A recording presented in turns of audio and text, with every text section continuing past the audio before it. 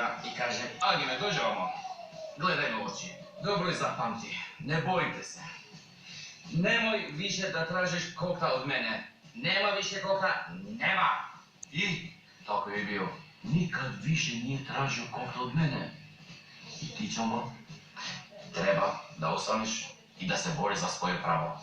Inače ljudi vas zagaziti. Pa nije nego znaš šta ja trebam. Ja trebam da ustanem i da se borim za svoja prava, inače će mene ljudi da gaze.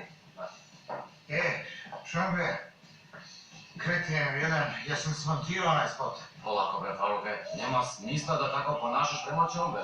Šta nema smisla? Zašto ga zoveš da je kreten? A malo pre ste rekli da je glup ko noga. Dobro, i šta je tu sporno? Treba da izviniš na Čombe.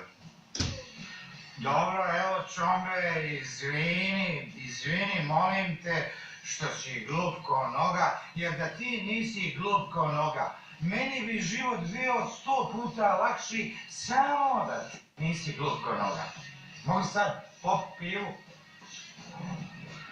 Slušaj, Faruk, dođi vamo. Gledaj me u oči. Ne bojim te se, Faruk, i nije me strah od tebe, i nemoj više nikad da bi tražio da ti kupim koktu. Nema više kokte, Faruk, nema! Kakava kokta? Šta je kakva kokta? Znaš ti dobro kakva kokta? Nema kokte! Joj, Čombe, stvarno si glup ko noga.